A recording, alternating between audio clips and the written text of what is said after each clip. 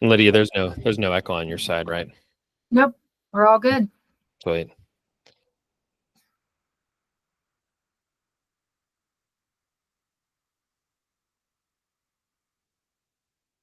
Okay, awesome.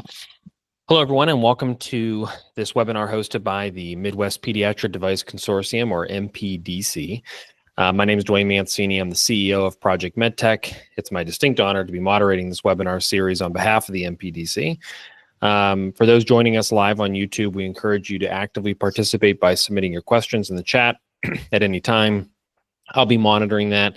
Lydia and I obviously have a handful of topics, questions we're going to go through, but this is interactive, and I'll be monitoring the chat for comments or questions. And then again, this will go live as well, in terms of you'll be able to watch the recording of it.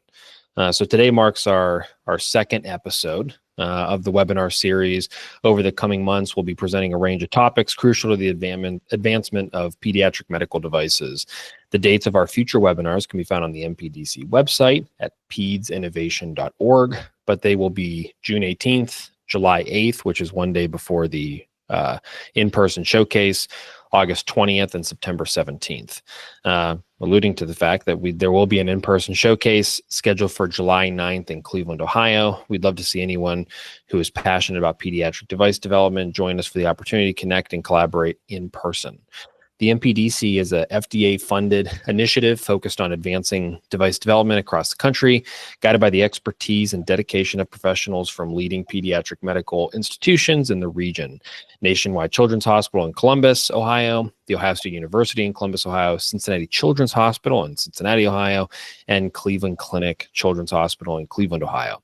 Their leadership is instrumental in the MPDC's mission to foster innovation and facilitate the development of much-needed medical devices for our youngest patients. As a valued service, the MPDC facilitates informal discussions with the Chief of Pediatrics at the Food and Drug Administration, the FDA. This provides a unique and direct avenue to discuss regulatory strategies and the specific considerations pertinent to pediatric medical device applications. For those of you actively engaged in pediatric medical device innovation and seeking guidance on regulatory pathways or commercialization strategies, we encourage you to connect with the MPDC through their website at pedsinnovation.org. They're available to discuss your concepts and explore potential pathways forward. To stay informed about future webinars, we invite you to subscribe to the MPDC's YouTube channel, which you're watching right now, and it can be found at, if you're searching for it, at Peds Innovation, and follow their LinkedIn page as well. So today, our focus is a critical aspect of bringing innovation to young patients, generating clinical evidence for pediatric devices and indications. The journey of a pediatric medical device from concept to clinical use is uniquely challenging, and robust clinical evidence is paramount. We're honored to host an expert in the field, Lydia Wright. She brings a wealth of clinical experience and a deep understanding of the complexities involved in developing the evidence needed to support pediatric devices and new indications. Like I said before, Lydia and I have some preliminary discussions and questions that we're going to chat about today, but please throw your questions in there and we'll get to them as we go here. But it's now my pleasure to formally introduce our guest today for this interactive discussion, Lydia Wright. Lydia, thanks for joining us today. Thanks for having me. Excited to talk about this. Awesome. So Lydia, introduction to who you are, your background, what you're currently doing would be super helpful. Sure. So I am a pediatric heart failure and transplant cardiologist by training, so pediatrician, and then additional cardiology training. And my real passion in that small field is ventricular assist devices, so, mechanical heart pumps for kids. So that's been my clinical interest since I've been in practice. I'm currently the VAD medical director at Nationwide Children's Hospital here in Columbus, Ohio. And kind of through that work, there has been a lot of really exciting stuff going on in the field of heart failure in general, but pediatric VAD specifically. which got me involved with a really cool network, which I think we're going to talk a little bit more about, which is ACTION, which stands for Advanced Cardiac Therapies Improving Outcomes Network, which has been around for now almost 8 years. And it's really just trying to bring all of us together who are taking care of these kind of very complex patients with end-stage heart failure to try to figure out the best solutions to getting them good devices and treating them well with the devices that we do have. So I have been involved with that group since I started, so for the last 5 years, and then have recently kind of taken over the academic arm of that. So I'm the executive academic director there. So seeing kind of the output, trying to get better devices and better outcomes for our kids. Yeah.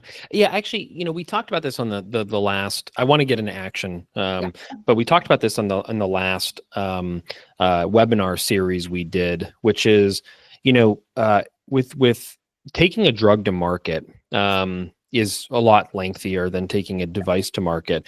But for peds, the device side of it's actually a little more difficult, right? Because in a drug trial, and I'm oversimplifying this, you can reduce the amount of dosage given, right? And so it makes it a little bit easier. But with devices, there's a size issue. And so now we have to shrink the device generally, or, like one of the ones that always came to mind was for any kind of product that is like stimulating a nerve in the body, it has to grow with the child as well, which is also increasingly difficult. So as your role as a physician, where there's just not a lot of devices made for kids, how do you work around that? Creatively, is how I would say it. Creatively, and usually off-label, because really we for the most part, and there's some exceptions which I can talk about, we end up having to use the devices that are made for adults. And for teenagers, that works. That's fine. They're not the same as adults, but their bodies are a similar size. And so it works okay for teenagers. But where it starts getting really complicated is the little kids and then people with abnormal anatomy. So I think that's another thing that's really overrepresented in kids that need a lot of devices, is that they're not always congenitally or structurally normal. So you have these kind of two hits against you of abnormal anatomy, but also small size. So often it's very hard to get the big devices into the little abnormal anatomy kids. So being a physician myself, not a surgeon, I don't actually have to do the complex things. We just get to think about it. So a lot of things we do. So for example, a HeartMate 3 is the adult durable device that's available. It probably fits most kids that are greater than 30 kilos, but we've gotten it into some kids who are about 15 kilos. And that is really doing things like taking down the diaphragm so that doesn't get in the way, something that adults would never think of. So I think we just have to be creative. We also use a lot of computers. So we have 3D modeling and things like that to try to fit things. I actually have one scheduled for later today to see, can we fit this big device in a 7-year-old? Like, probably not, but we can try a bunch of different creative ways without actually having to do it to the child. So I would say creativity is the big way we do it. Okay. Yeah, that's it's super interesting, right? And it's not something that I think a lot of people who are maybe in the medical device space think of. Okay, sure. So how does the ACTION network, you mentioned that, you mentioned what it stood for. How does it contribute to generating clinical evidence for pediatric cardiology, or I mean, obviously this has a cardiology focus, but what are some of the other areas? How does it work? How could it be applied other places, that sort of stuff? Yeah, so when it was formed, the idea was to make it like a learning health network. I don't know if you're familiar with that concept. So something that can be a little bit more nimble than a traditional registry. So a lot of different inputs that come out with a lot of with other outputs. And I think one of the things that was really important when it was founded was that it included all the different stakeholders. So it's not just the doctors figuring out this is what we think is important. So we also have patients, families, industry, the FDA. So everyone was kind of involved in the beginning of it, with the overall goal to then study what the outcomes are now and then be a platform to improve outcomes, whether that be new devices or new uses for old devices or medicines. So one of the first things we did was start do real world data. So I think that's kind of the cornerstone of what we do, to help us with, clinical practice as it exists, quality improvement to make it better, and then develop new therapies. And so we originally focused on the ventricular assist device population because that was, kind of the highest kind of morbidity mortality burden in our population. And then it's since expanded to other populations. And so it includes, I think we now have something like 70 centers that all agree to consent patients enter data for anyone who gets a ventricular assist device. And that is kids and then young adults with congenital heart disease. And so I think because everyone's doing these things anyways, doing them sometimes off-label before there's a label, we thought we should just collect the data. People are doing it anyways. So we need to see what's going well, what can we learn from this? Because I think one thing that happens in the pediatric space is our numbers are so small. I don't care if even it's one of the more common diseases, our numbers are still going to be really small. And that's definitely true of VAD. So you have one center. I think we're a medium-sized center and done 5 VADs in a year. And so that's just such a small number to really make meaningful change. And so by adding more and more centers, I think we've been able to actually capture a lot more of that data. Yeah. Super interesting. That's super cool. And I would imagine that, this could span across a number of different areas, right? Beyond cardiology. You can almost take the same format and repeat it. So you covered a little bit of the anatomical problem of working within this, but when we talk about generating clinical evidence for pediatric devices, besides that and maybe regulatory hurdles, why else is it often more complex or challenging? I mean, you've littered in a few. Like, I mean, you talk about number of cases, you talk about the anatomy. There's obviously the regulatory hurdles. Are those the 3 major ones? Is there anything else? That, and with anatomy and size makes it a really heterogeneous population, right? So you have adults, you have, how many millions of adults who have heart failure from having a myocardial infarction, right? There's so many of them. They're not exactly the same. They're still people, but they're all very similar. And it's large numbers of similar types of patients. When you have kids, it's both the general number is lower just because they're kids and it's a rare disease, but also even within that, for example, the heart failure population, they're like, this kid has 1 ventricle, this kid has 2 ventricles, this kid has had 4 surgeries, this kid has never had surgery.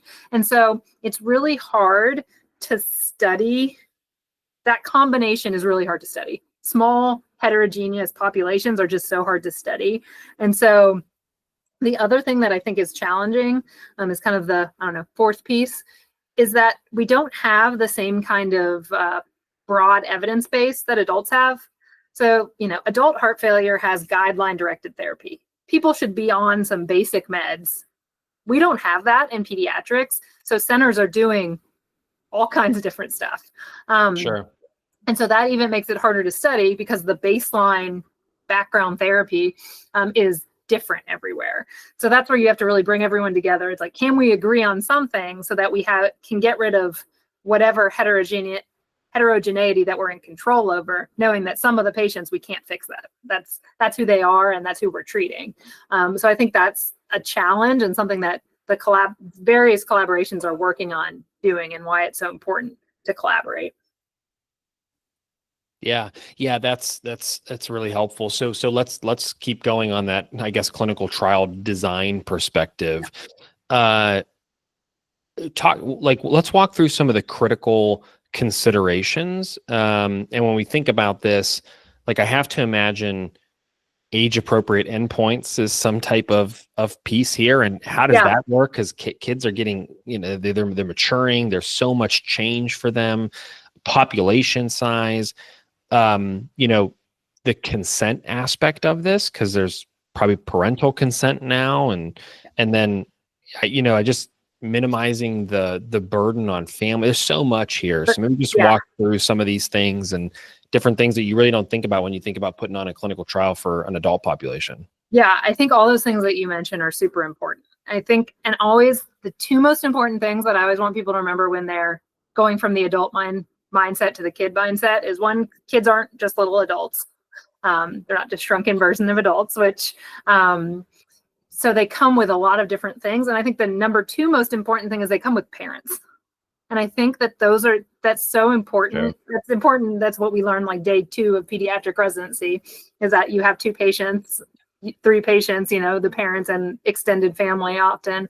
And so I think that it's really important that they are involved in the design. If parents don't like something, they're not going to let their kids do it. Mm-hmm. And so I think having parental involvement is really important.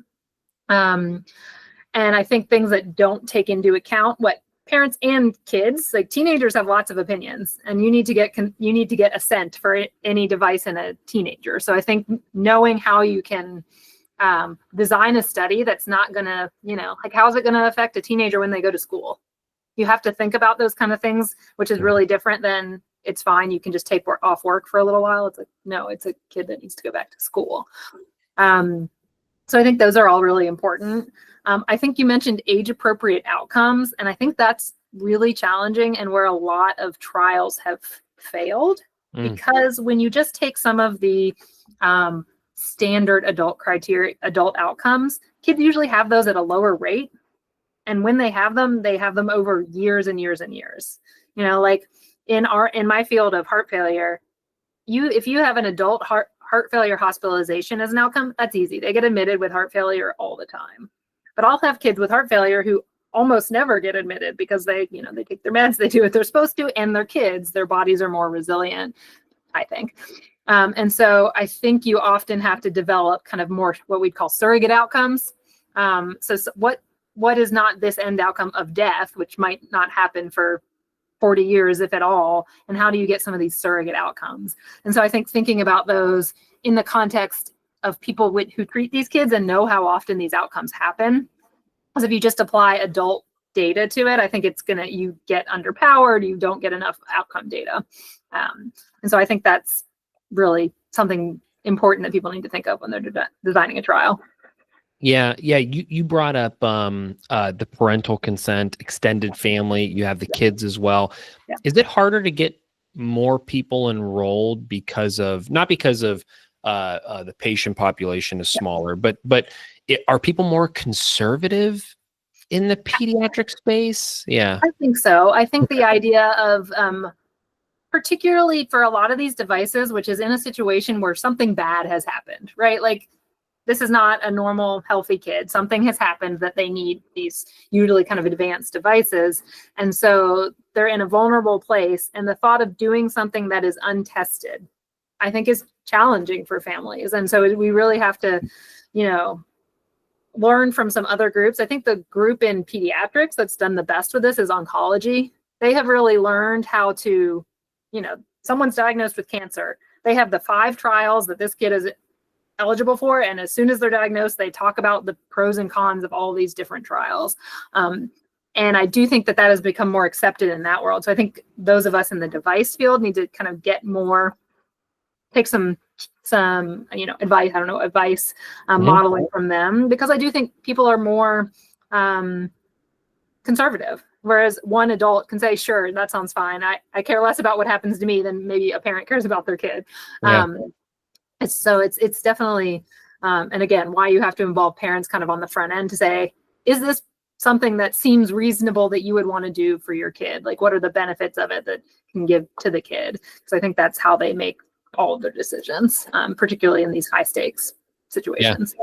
Yeah. I mean, you bring up a great point with I care less about what happens to myself versus my kids, which is like, for people who maybe aren't parents, that sounds ridiculous, but as a parent of 2 now, I totally understand that. It's such a weird psychological argument you do in your head, right? Yeah, but for sure. Yeah. Anyways, I think that's really cool. So let's talk about in the adult space, for sure, randomized controlled trials are the gold standard.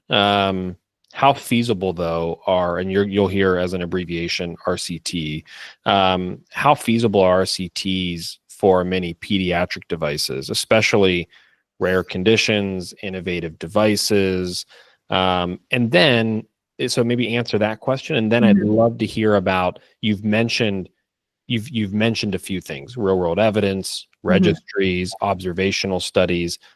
Talk about more types of that type of clinical evidence, and then how those are becoming increasingly more important and accepted.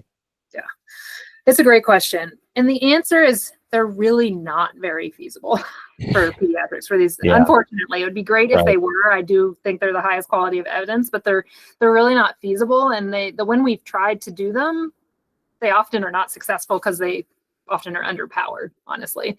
And then I think the other real issue is that because we have so few devices, it's really hard to have equipoise. Like we very rarely have two devices that both are kind of good. We have a bunch of devices that might not be very good, or we have one that we know is really good. But so how do you get that with a new device so that you can randomize kids? That's definitely true in the pediatric heart failure space. A little bit less true in the medication space. I think there's a little bit more ability to do it in the medication space where there's lots of different medicines. And as you mentioned, you just have to lower the dose and try it in kids, as opposed to a device that has to be completely manufactured for children. So I think that not having two different options is a big issue, but that also adds to, cost is always going to be the biggest thing. With small numbers of patients and then a small market. So you have to have something that you're going to sell at the end in order to be worth the cost. And if you have, I don't know how many VADs have been done in pediatrics, and it's less than 100, right? Like I have joked with various people that our numbers are almost statistically non-existent. They're just very small. That doesn't mean they're not important. They're just a very small population. And so I think that we have all recognized that we're in that space with these small populations and rare diseases. So I really think real world evidence is the way that we can move things forward. And so applying, best practices from RCTs and the way that, adverse events are adjudicated and things like that. So having those kind of best practices without having the true randomized nature of an RCT, I think is probably what is going to be the best evidence for us. I know the FDA, has recognized this and issued guidance on using real world data, real world evidence.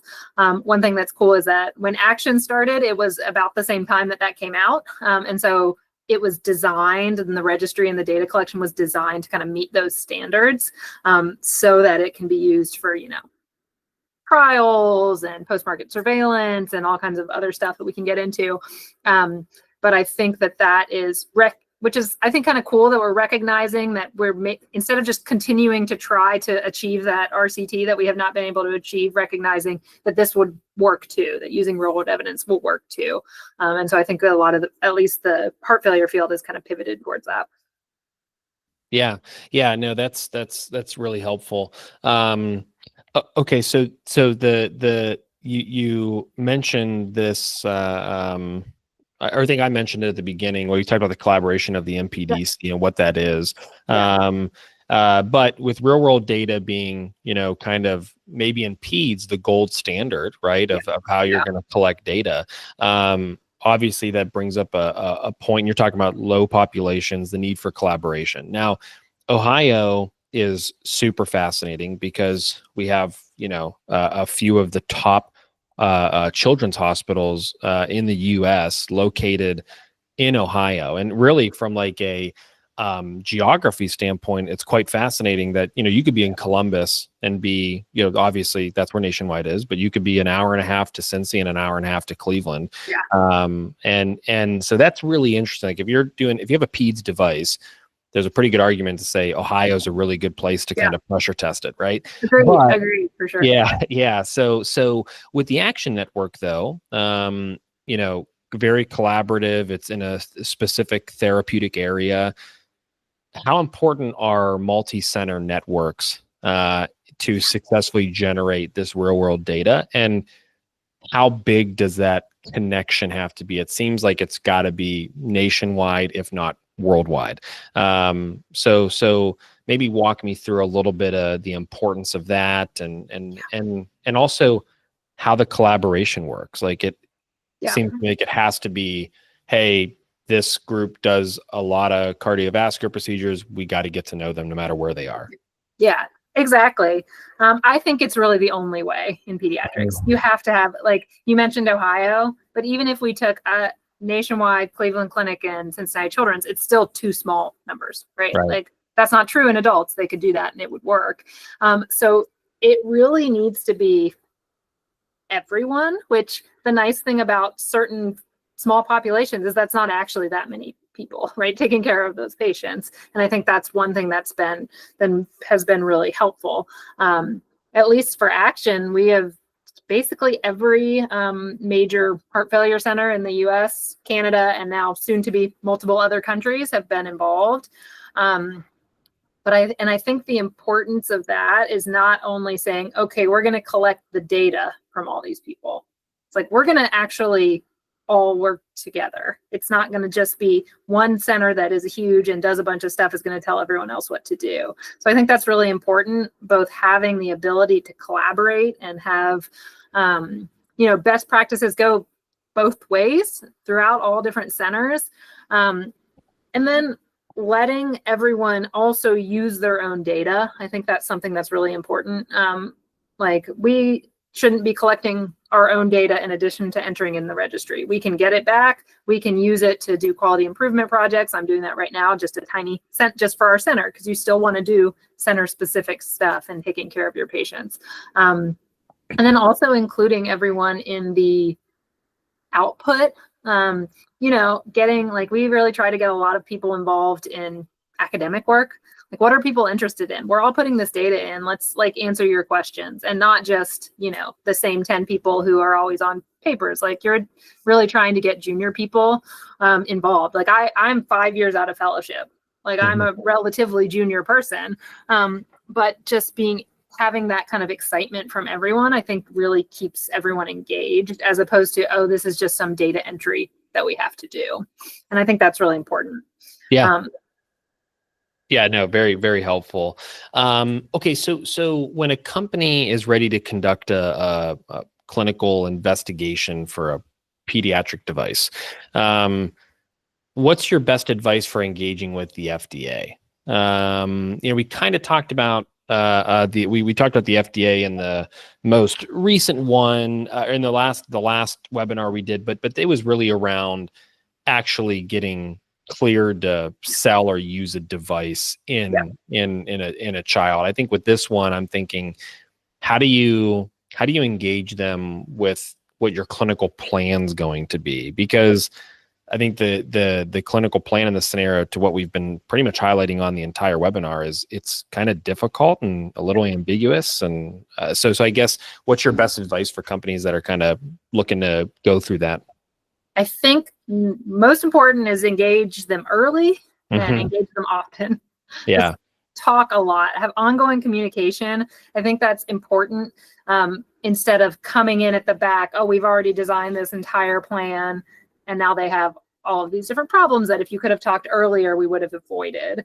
I think that is the most important. And then talking to other people who have been through it. I think that's the nice thing and really cool about the device consortium, is like, other people have been through it. How did they do it? Like, instead of it being this black box, let me look at the, try to cold call someone at the FDA.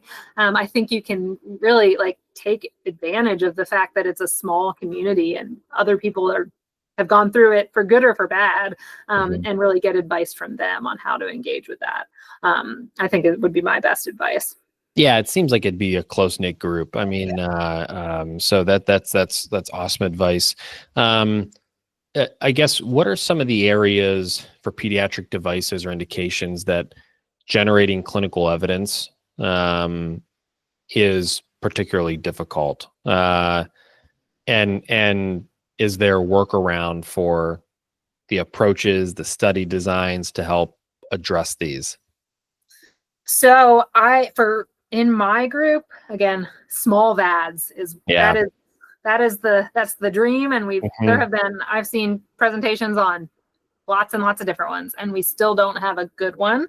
I mean, we have one that is decent, and so I know a lot of people might not be familiar with pediatric VADs, but the currently FDA approved one for small kids, so less than 30 kilos, is basically the equivalent of adult devices in the 90s. So that's the technology. Wow.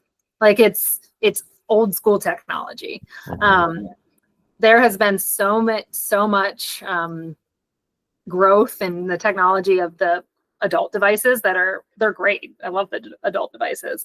And there have been a lot of different attempts at bringing a device with kind of that more current adult technology to market. But it's challenging because of all the things we mentioned. Again, if it's tiny, you're not going to be able to sell it to adults necessarily, unless, there are some tiny adults. So there's some benefit.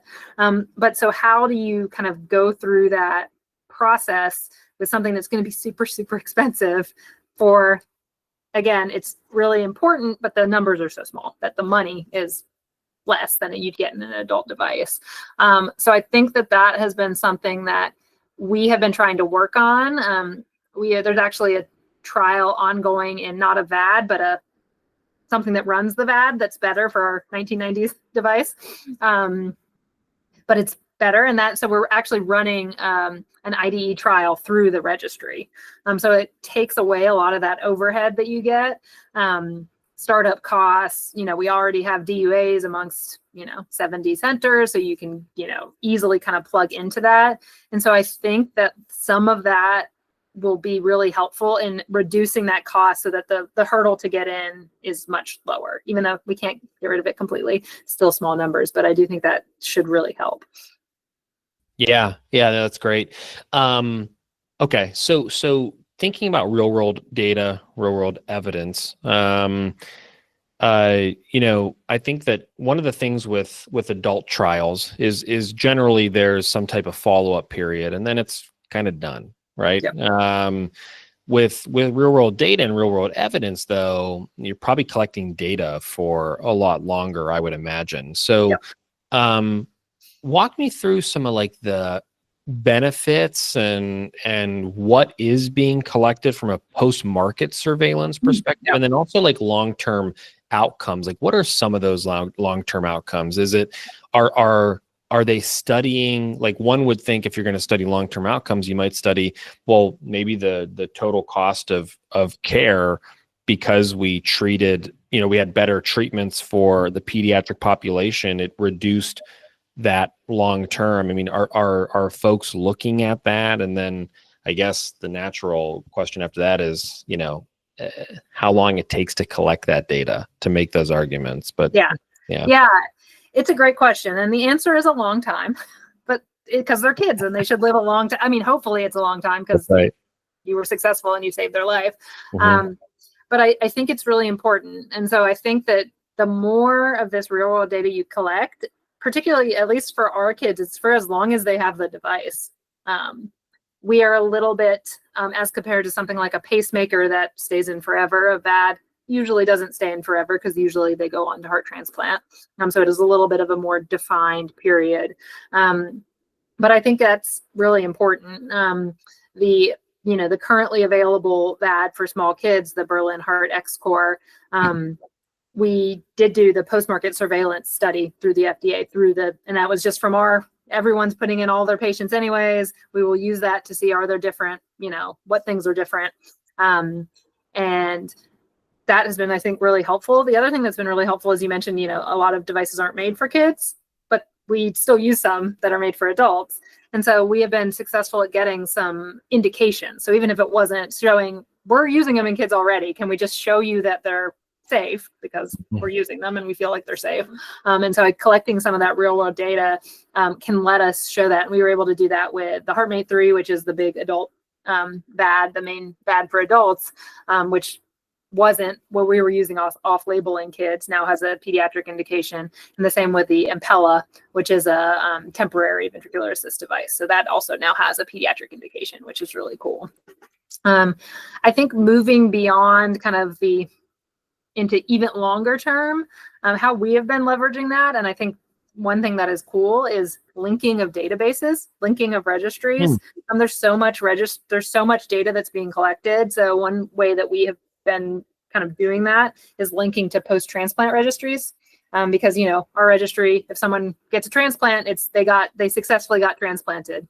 But by then connecting it to some of those post-transplant registries. And so I think thinking of creative ways to use data that's already being collected, because a lot of this is for a lot of these diseases, I think has been great.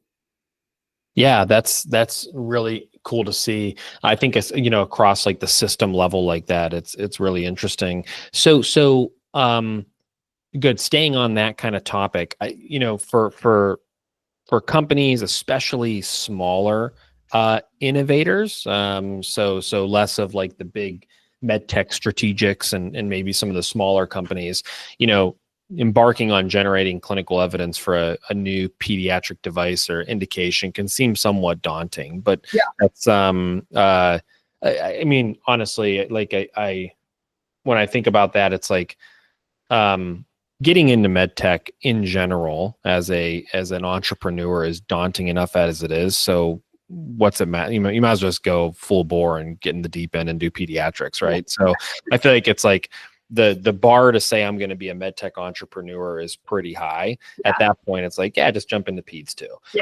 But I'm curious on what your 2 to 3 key pieces of advice would be for planning their clinical evidence strategy effectively. I think I would start with talking to the people who are going to use the device.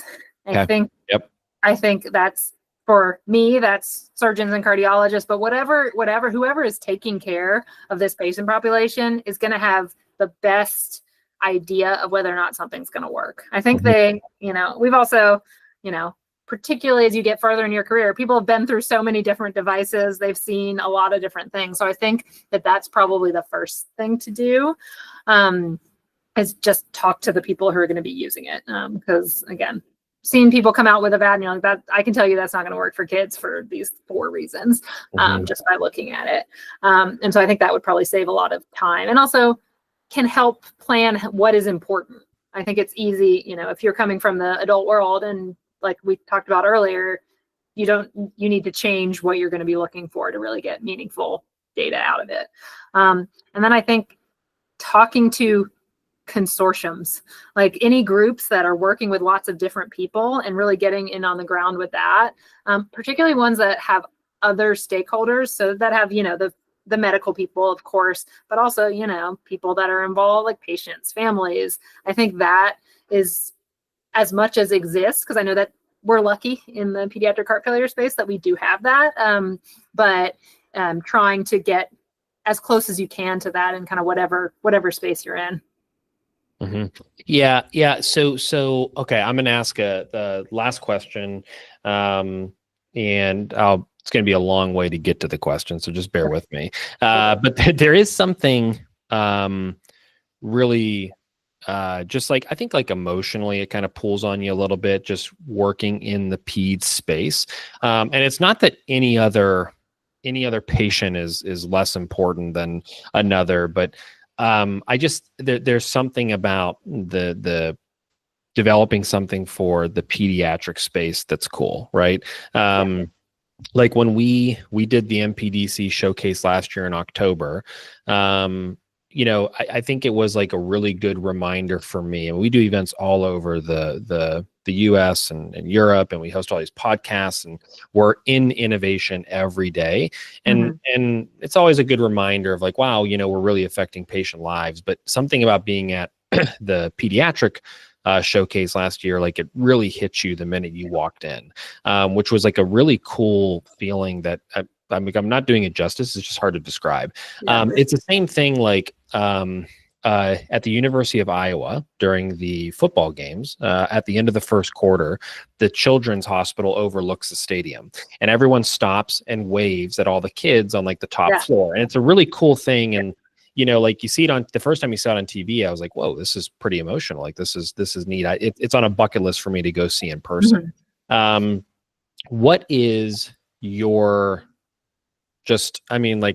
what is your favorite thing about being in peds? And being a physician in there, yeah, if you could sum it up, in a few different things. I mean, just like clearly you're treating patients, but you're also involved in innovation. So I guess, like what keeps the motor going for you to say like, boy, I'm just going to keep doing this because of this.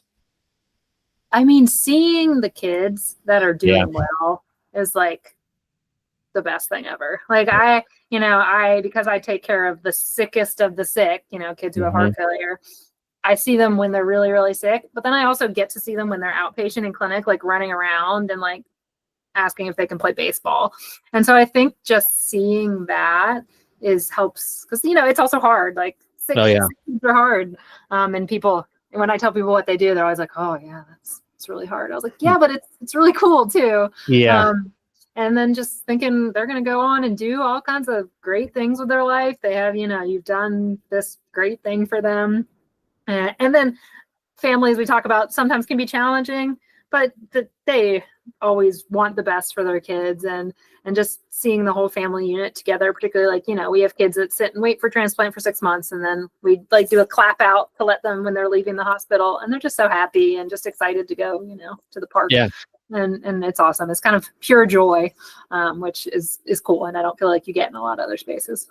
Yeah, yeah. I wanted to hear what you were going to say to this because so anyone at Project MedTech, everyone knows me, knows I love analogies, and we were watching the NBA playoffs yesterday, and the Cavs lost, which is a heartbreaker. But I'm from Cleveland sports fan. You're pretty much used to it by now.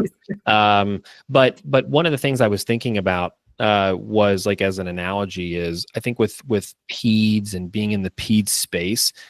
It has to feel like closer to like a NBA finals where when you win big, and when you lose, it hurts a lot, right? Yeah. And just listening to how you kind of describe that, it just kind of felt like that might be the closest thing for someone who's not in it to kind of get a Yeah. feel like Yeah.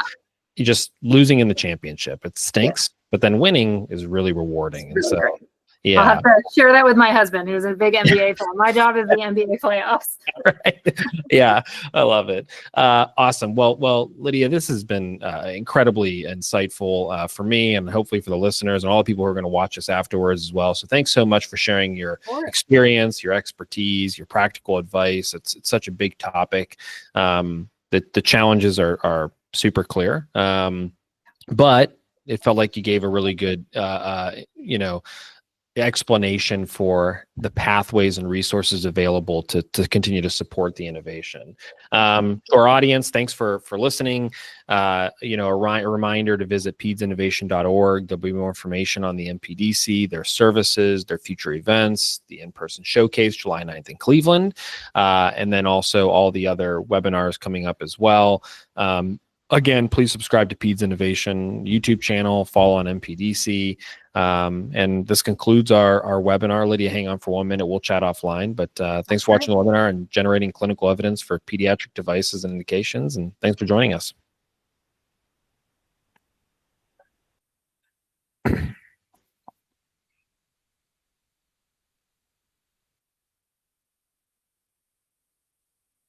Awesome.